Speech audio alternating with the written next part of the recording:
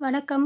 கொஞ்சம் டிஃப்ரெண்ட்டான ரெசிபியோட சந்திக்கிறேன். துவரம்பருப்பு ஒரு 1/2 கிண்ணம் கழுவி, வேக வச்சு, கடைஞ்சி எடுத்து வச்சுக்கிட்டேங்க. இப்போ தேவையான அளவுக்கு மாவு எடுத்துக்கிட்டு, மஞ்சள் தூள், மிளகாத்தூள், ஜீரகம், உப்பு, ஓமம் எல்லாம் போட்டுட்டு, சும்மா சாஃப்ட்னஸ்க்காக ஒரு 2, 3 ஸ்பூன் எண்ணெய் போட்டுட்டு, தண்ணி ஊத்தி கெட்டியா பிசைஞ்சு எடுத்து வச்சுக்கணுங்க. இப்போ நம்ம தால் பண்ற இதுவ வந்து தாளிச்சுட்டு சாம்பார்ல இந்த மாவ வந்து உருட்டி அதில போட போறோம். ஸோ இதுதான் வந்து டிஷ்ஷு. ஸோ எப்படி இருக்குன்னு நம்ம பார்க்கலாம். இப்போ இத வந்து பெசஞ்சு தனியா எடுத்து வச்சதுக்கப்புறம், சாம்பாருக்கு நான் வந்து 4 தக்காளி வந்து அரைச்சி எடுத்து வச்சுக்கிட்டேன். தாளிப்புக்கு பச்சை மிளகாய், கருவேப்பிலை, நெய்யி, கடுகு, ஜீரகம், மஞ்சள் தூள், மிளகாத்தூள் எல்லாம் எடுத்து வச்சுக்கிட்டேன். ஸோ நெய் சூடானோனே கடுகு, ஜீரகம் போட்டு, அந்த மஞ்சள் தூள், மிளகாத்தூள், பெருங்காயம் எடுத்து வச்சிருக்கோம் இல்லைங்களா, போட்டு தக்காளி வந்து நல்லா வேக விட்டுடுங்க.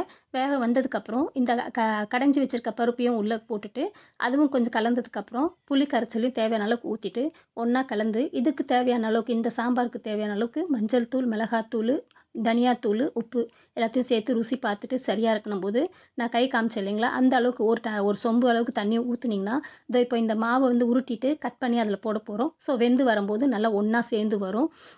இது வந்து கியூப்ஸா கட் பண்ணணும். போடும்போது ஒண்ணொண்ணும் ஒட்டாம போடணும். உதிரியா போட்டு விடணும். ஸோ வெந்து வரும்போது பார்த்தீங்கன்னா, நல்லா சாஃப்ட்டா நல்லாயிருக்கும். ஸோ இப்போ ஒரு பவுல்ல நெய் சேர்த்து கொத்தமல்லி தழைய தூவி அழகா பரிமாறலாம். எப்படி வந்திருக்குன்னு சொல்லுங்க. மீண்டும் ஒரு ரெசிபியோட உங்கள சந்திக்கிறேன். Until then bye from Rajmathi. நன்றி.